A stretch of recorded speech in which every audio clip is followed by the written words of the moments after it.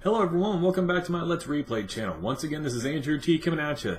Today we're going to be doing our vlog review of Close Combat 2, A Bridge Too Far. Now, I just got done playing it, same as you saw in the video if you watched it before this. And I can say that, in all honesty, this is, for its price, I think it was like $2 on GOG with the sale that's going on right now. It's worth it. It's worth a $2 price. It's an older game, very old game. Considering when it came out in the mid to late 90s, and it still holds up today as a pretty fun military squad-based strategy game. But in all honesty, its age is definitely showing. The concept around it is good, but and for the technology of the time, the presentation was great. It was very minimalistic, had only specific sets of maps. It didn't have to run very fast and do a whole lot of graphical overhauls. You saw the shooting was basically just blue and red streams going at different units for each side. The thing that makes the game fun, though, is the tactics that go with it. So it's not like you're going to have a perfect, flawless session ever. That's the thing that I took away from this game whenever I played it the first time, back when I was a young kid, and when I'm playing it now, is that there's no such thing as a flawless, no casualty battle. You're always going to have casualties, and the realism of that and the way that you use your tactics in each map, depending on how your last battles went, everything else going forward, relies tremendously on the overall aspect of the game. So, just as an example, the battle I just got through with, I lost about half my guys because they had to go through open ground trying to get to a wall in coverage when they had two German, I believe, heavy to medium machine guns just opening up on them. And just like before, as soon as they realized that they were being shot at by heavy machine guns, everyone basically hit the ground and tried to crawl to the wall without getting shot, and about half of them made it because there were so many of my guys. We got to do that, and I'm glad I got mortars and a sniper out there because I got to sneak my sniper in, take out more of the Germans than they could successfully have, and then my mortars did a good job holding down the other infiltrated positions. Now, because the map was basically split in half, I couldn't really flank anyone. So, with the elevated train tracks splitting the map in half, and then being on one wall and me being on the other, I had to first take over the closest wall, which had a squad defending it, and then try to outlast the machine guns on their side.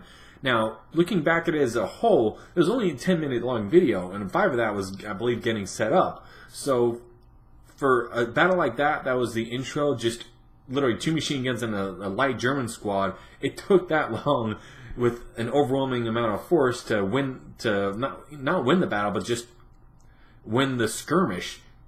So as you get later into the game, you get more reinforcements in.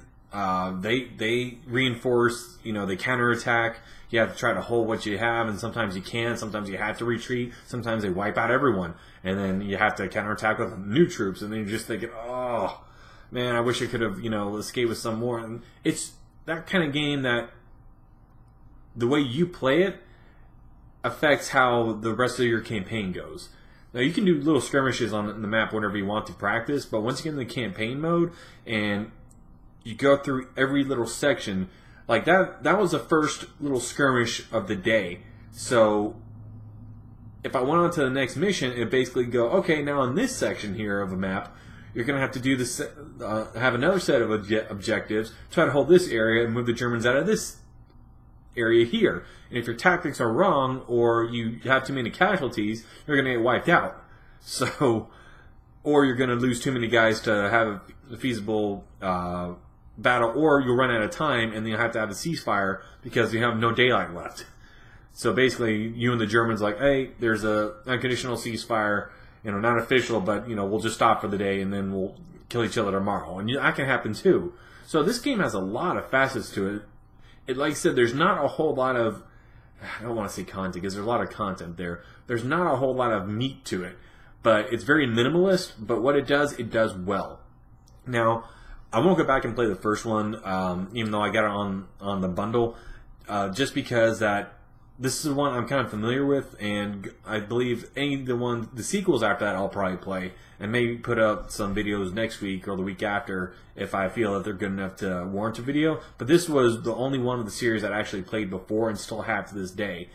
So if I had to score it,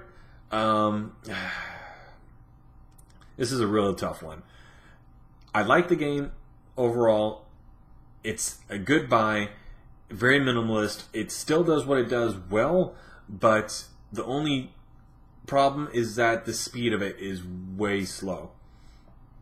It takes your units forever to get anywhere, regardless of your processing power on your PC. You don't want, everything's to go fast in this game, because half your squad can die in 5 feet, and you may have to issue them new orders. So that's why the game runs so slow, because you have to be tactical about it. So if I had to give this a score, I really want to give it a 5 out of 10. I really do, just to be an average game. Has its good points and bad points, but this is one I'm gonna have to give a 4 to, even though I love the game. Just nostalgia only carries you so far. It's below average just in the fact that for the price, the good points are brought out: the price, the simplicity getting into it, the ease of use of moving your units around. But the downsides are it is very dated. It is basically back in the times where it was either Windows or Mac game, back whenever they were still competing. The speed of it is very slow. The campaigns take forever. You're going to spend hours and hours on this game if you're into it, and if you're not into it after seeing that first mission, it's probably not a must-buy. If there are other squad-based shooters strategy games out there, they could probably pick up. Probably not for this price, but there are ones that have come out since then using the World War II aesthetic. Company Heroes comes to mind, that are definitely well worth your time and money to play.